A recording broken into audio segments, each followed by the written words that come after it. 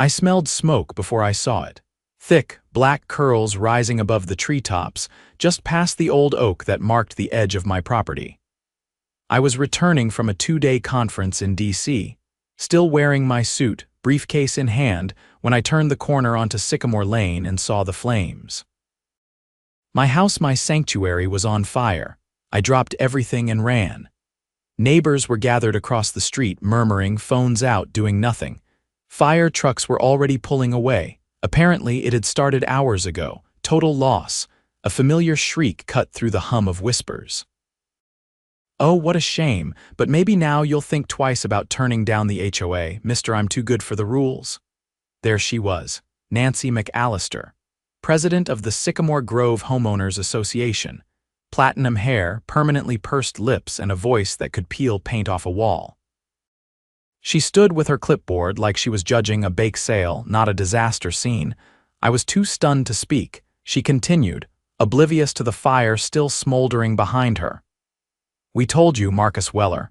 This community has standards. You can't live here and refuse to join the HOA. It undermines everything we've built.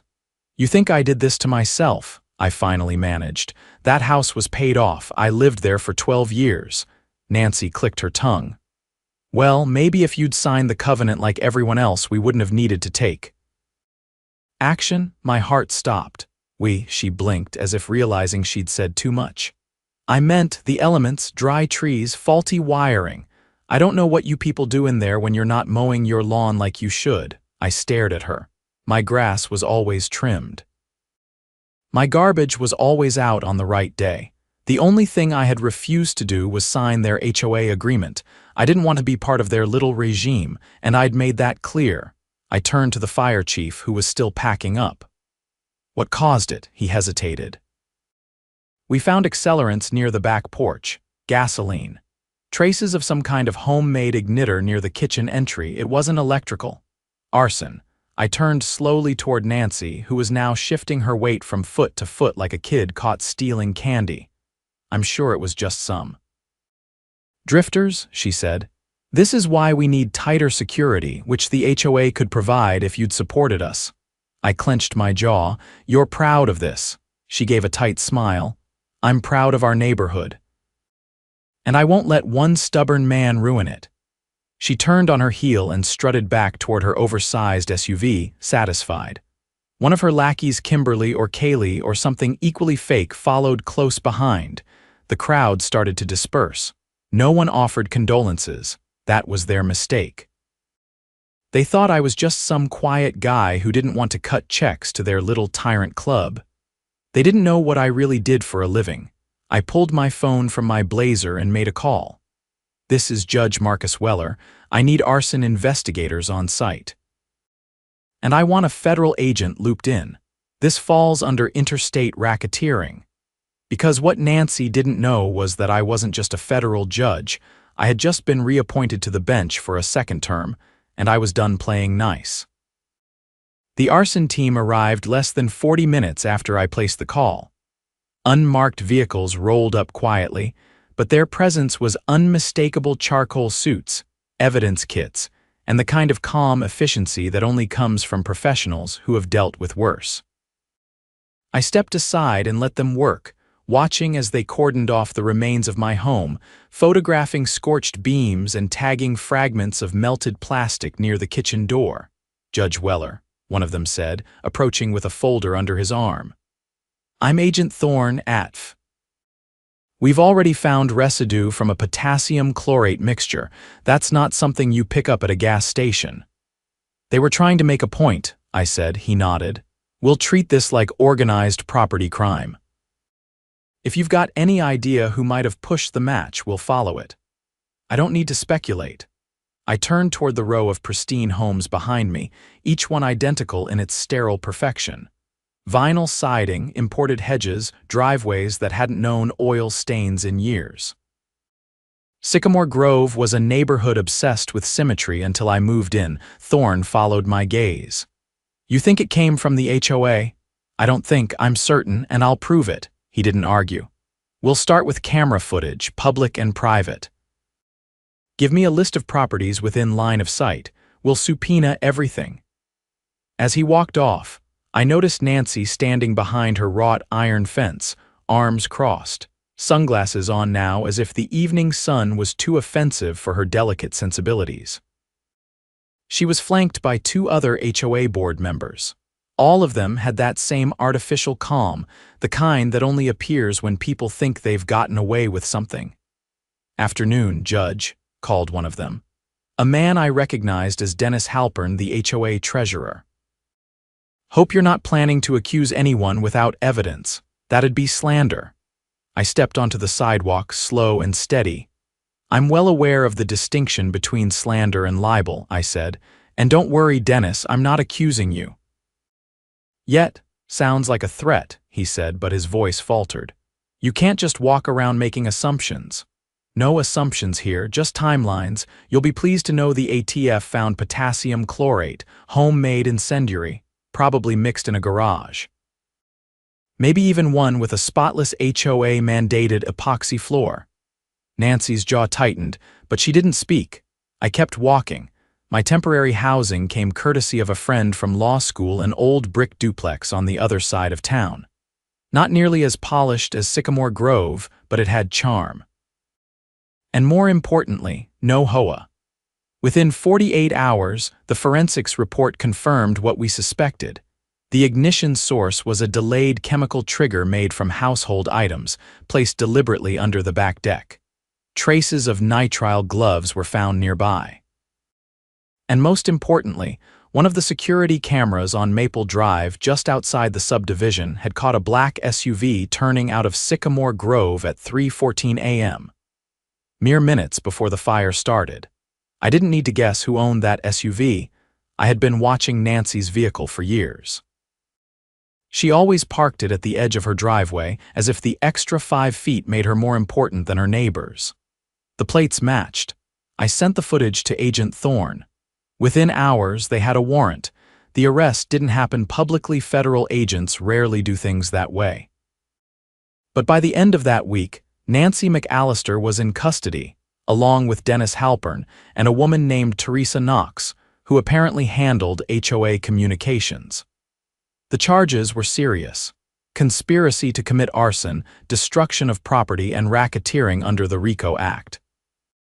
Because this wasn't just about a fire, it was about a pattern. Underneath the HOA's polished veneer was something far uglier. A paper trail had already begun to emerge.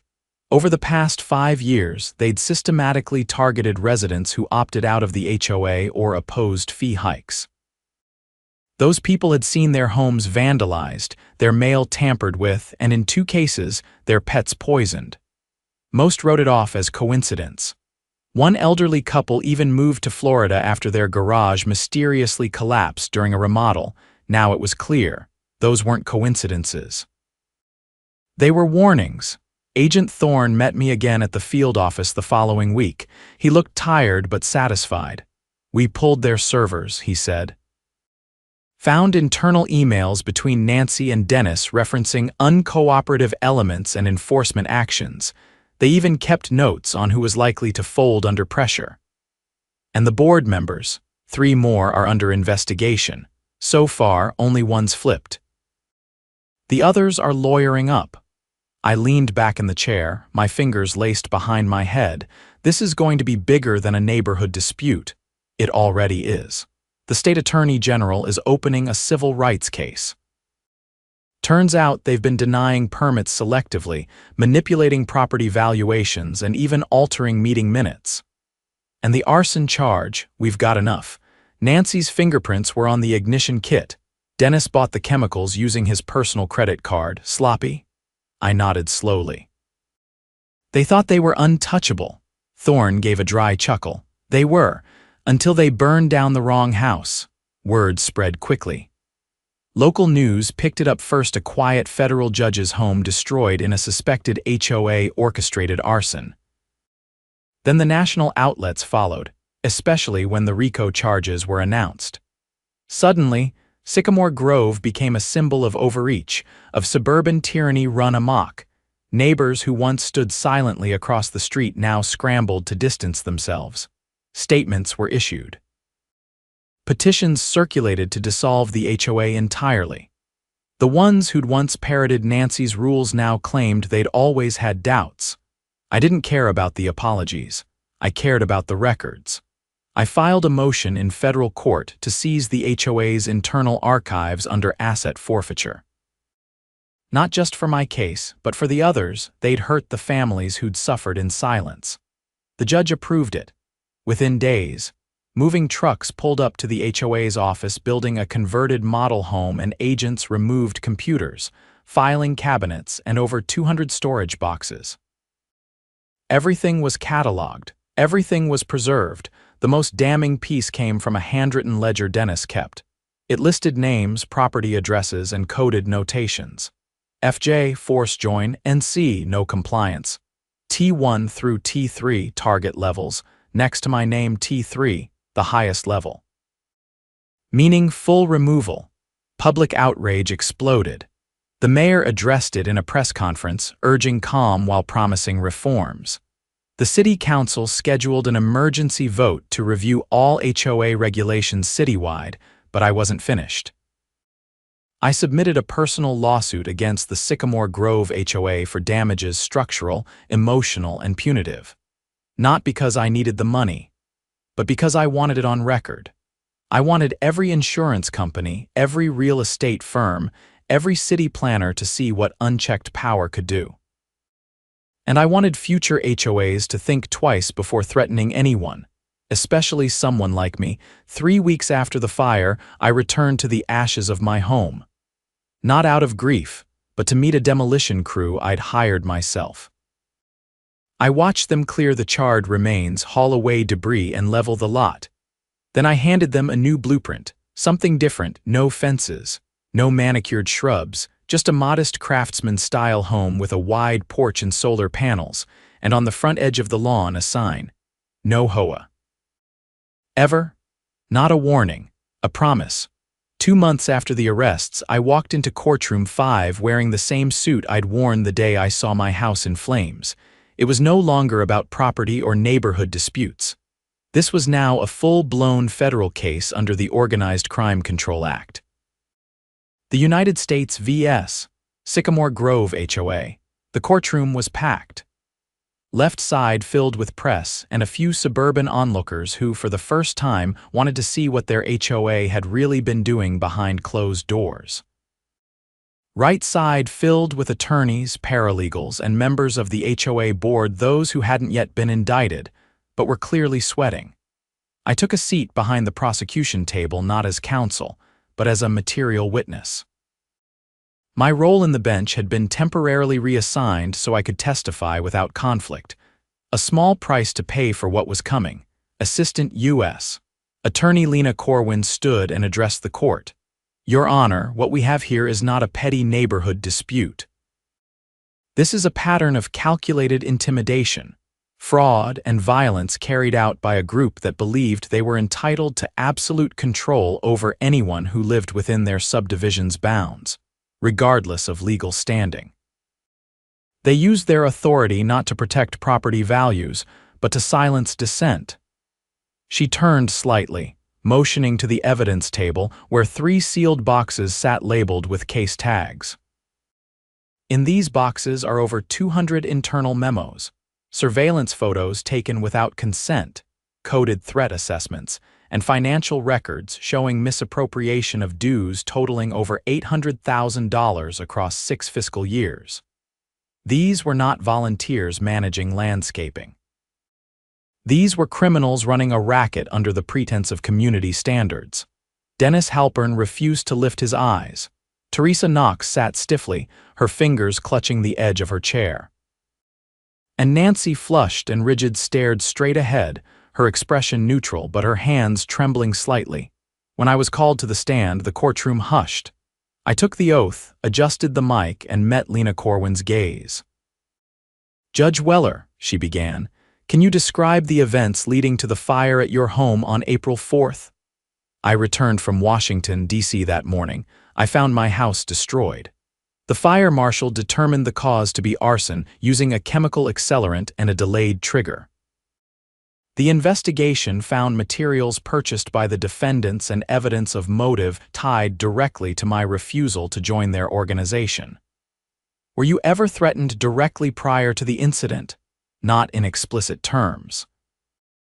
But there were several veiled comments from board members about non-compliance, and I had received multiple unauthorized notices from the HOA suggesting that my property posed a threat to neighborhood cohesion.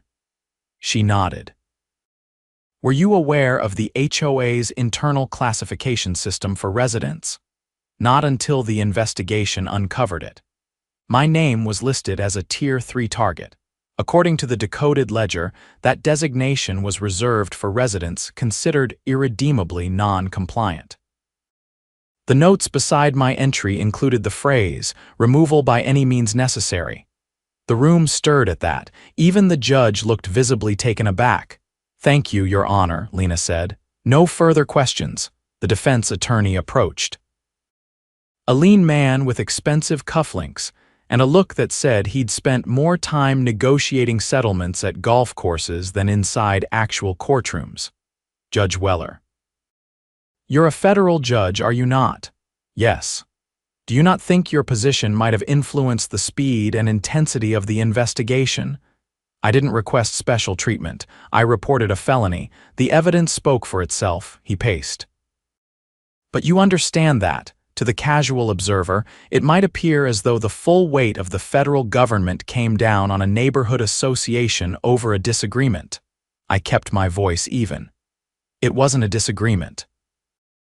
It was an act of arson, followed by the discovery of a years-long pattern of criminal intimidation, fraud, and targeted harassment. If the weight of the law is too heavy for the guilty, that's not the law's fault." He paused. No further questions. After my testimony, the prosecution called former HOA Secretary Grace Lund. She'd turned witness in exchange for immunity. Her voice trembled, but what she revealed made the courtroom go still. "They had a list," Grace said. "Every board meeting, they'd go through it who hadn't paid dues, who questioned the rules, who didn't attend events. Nancy would mark them in red if she thought they were a problem, and then she'd assign actions." "What kind of actions?" Lena asked. Sometimes it was fines, fake ones. Other times it was more, breaking sprinkler heads, filing noise complaints that weren't real. Once they poured bleach on someone's flower beds because he hung an American flag without the official HOA-approved bracket. And were these actions discussed openly during meetings? Yes. Dennis would say things like, "We need to make an example," and Nancy would smile and say, "Let's see how long they last." The judge ordered a recess shortly after that. Outside the courthouse, a crowd had formed. Reporters angled for statements. I said nothing. I didn't need to. The evidence was already doing the talking. Back at my temporary home, I reviewed the most recent filings from my civil suit. My attorneys had uncovered a shell account used by the HOA to funnel funds into personal expenditures, spa retreats, private vehicle maintenance, and even campaign donations to local candidates who promised to protect HOA privileges. That last one caught my attention. I made a call to a contact in the State Ethics Commission. Within days, a formal inquiry was opened into 3 council members linked to Sycamore Grove's board. The rot went deeper than anyone thought. Meanwhile, the City Council passed a temporary moratorium on new HOA charters within city limits. For the first time in decades, municipalities were reasserting authority over neighborhoods that had operated like sovereign fiefdoms. The HOA's legal team tried to stall the civil suit, claiming the criminal proceedings took precedence. But my attorneys filed a motion to sever the cases, citing irreparable harm and immediate need for restitution. The court agreed. During discovery, we obtained a recording from one of the board's private meetings captured by a former member who'd grown uneasy with their tactics. In it, Nancy is clearly heard saying, "If we can't control them, we'll drive them out, burn it down if we have to." She wasn't speaking metaphorically. The jury never stood a chance. After a 6-day deliberation, the verdict came in, guilty on all counts.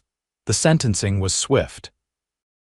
Nancy received 22 years, Dennis 17, Teresa 15. The rest took plea deals and were barred from holding any fiduciary or governing roles for life. But the real moment of catharsis came not in court, but at the next city council meeting. I stood at the podium, not as a judge, but as a resident. We've allowed unchecked authority to grow in our neighborhoods under the guise of order. What we've discovered is that these associations, when left without oversight, can become something far more dangerous. They can become governments unto themselves, answerable to no one. That ends now. The chamber erupted in applause. 2 weeks later, the last vestige of Sycamore Grove's HOA was erased. The association was dissolved, its assets liquidated and distributed to residents who had been wronged. The HOA office was converted into a public park space, and the lot where my home once stood, construction was nearly finished. The frame now had a roof, windows installed, and the porch beams stained a deep walnut.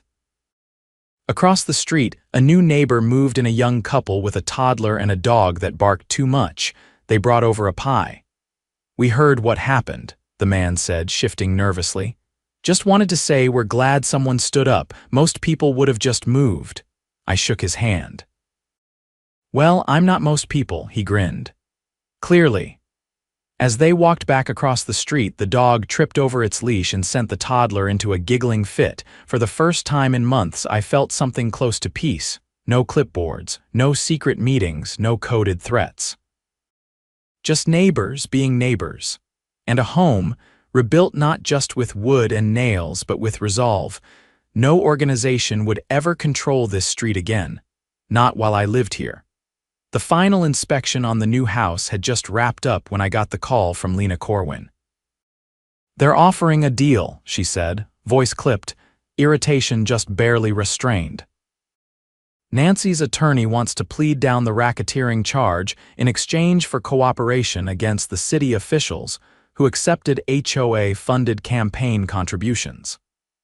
I walked to the edge of the porch, watching the contractor's van pull away. The paint was still drying on the front door, a deep green, the same color as the tie I'd worn the day I was sworn in the first time. The irony wasn't lost on me. "They'll throw the city council under the bus if it means shaving a few years off," I said. "And if they're that desperate, they've got more to give." Lena was silent for a beat. "You're probably right. I'll push for a proffer session. No promises, no deal unless they cough up something we don't already have." "Keep me updated," I said. "And send me the transcripts when you get them." I hung up and glanced across the street. The new neighbors were outside again, setting up a raised garden bed. Their daughter toddled around holding an empty watering can, chasing the dog's tail like it was a living balloon string. Everything looked normal, honest. It made the next part easier. That evening, I drove across town to the old records annex behind City Hall. The building was half forgotten, a relic with cracked bricks and mismatched blinds. Inside, I met with Joel Simmons, a city compliance officer who'd called me after reading the final docket sheets from the HOA trial. He handed me a manila folder without speaking. Inside were blueprints and transfer forms dating back over a decade, all stamped with the Sycamore Grove HOA's seal. But what caught my eye was a single note scrawled in faded ink across the bottom of a 2012 land use document. Expedited variance for Parcel 17B per informal agreement with HOA. No public review. Parcel 17B was my lot. I looked up. "What's this?" Joel scratched at his beard. "It's illegal."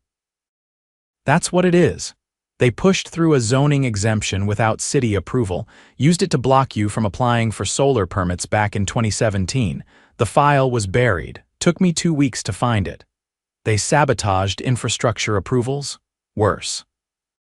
They logged you as a temporary resident in one section. That's why your requests kept getting denied.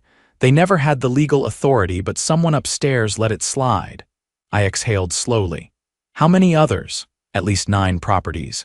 Anyone who didn't sign onto the HOA in the early years. They were marked as in transitional status. It's not a real designation. They made it up. He handed me a second folder. I've already submitted this to the Ethics Commission, but I thought you'd want a copy. How long have you worked here? I asked. 15 years, he said. And I've never seen anything like this. They had half the planning board on speed dial. I thanked him and left, my mind turning faster than it had in weeks. The civil case had already closed. The criminal case was mostly wrapped, but this was a new layer altogether. Administrative fraud, falsified zoning documents, and a conspiracy to restrict public utilities. And the kicker, those solar applications they blocked. I'd found a 30% federal credit waiting for me when I finally refiled. The only reason I qualified now was because the HOA had been dissolved and the false records scrubbed. That night, Lena sent me the transcript from Nancy's proffer. In it, she described biannual strategy dinners held at a private wine bar downtown. Attendees included HOA board members, 2 city planning officials, and a former real estate appraiser who'd been quietly delisted 2 years prior for manipulating valuations. At these dinners, they discussed which residents were low-yield or non-conforming and how to apply pressure without attracting legal scrutiny. She named names. She even provided receipts. By the end of the week, the district attorney had filed charges against 2 former city officials and opened a corruption investigation into the planning department's review process. It was bigger than I ever imagined, and it wasn't over yet. The following Monday, I stood outside the newly renovated community center, the same building that once served as the HOA's headquarters. The city had repurposed it into a public library branch and neighborhood forum space. The nameplate above the door was temporary, but the name wasn't. Weller Civic House, I hadn't asked for that. The neighborhood did.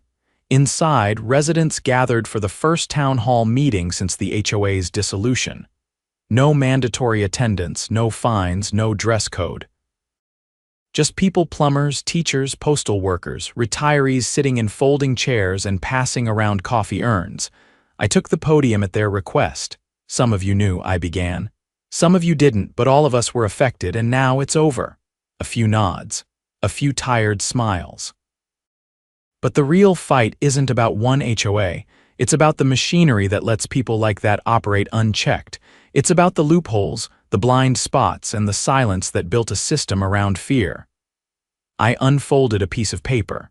This is a draft of the Sycamore Protection Ordinance. It proposes mandatory transparency for any neighborhood governance body, public auditing of dues, and a resident recall mechanism. If you want to bring it to City Council, I'll help you write it. If you want to submit it as a citizen petition, I'll sign it. Hands started going up before I finished. After the meeting, a man in a maintenance uniform approached me. He looked familiar, but it took a moment to place him. He'd once been fined for mounting a basketball hoop on the side of his garage. I remembered the HOA had claimed it violated the aesthetic integrity of the roofline. He held out a small envelope. Found this in my mailbox last year, he said. Didn't open it until after the trial, thought you should have it. Inside was a typed letter, unsigned. It read, "Judge or not, if you don't fall in line, we'll remind you how replaceable structures are. Fire cleanses." I folded it carefully and handed it back. "Keep it," I said. "It belongs in the archive," he smiled. "Glad you stayed. So am I." In the weeks that followed, the ordinance passed with a supermajority. Several developers across the state began reevaluating their HOA clauses. A few even dropped them entirely, citing liability concerns. One morning, I received a letter from the State Bar Association not for complaint, but commendation. They were launching a task force to review legal frameworks surrounding private neighborhood organizations. I was asked to chair it. I accepted. On the first real spring day of the year, I stepped onto my porch with a cup of coffee and looked out at a street no longer ruled by pettiness or fear. The air smelled of cut grass and charcoal. Someone was grilling nearby. Someone else was playing piano with their windows open. The notes floated over the rooftops like a promise. No more secret boards, no more rigged meetings, no more fires, just homes, mine among them, safe, legal, and finally truly mine.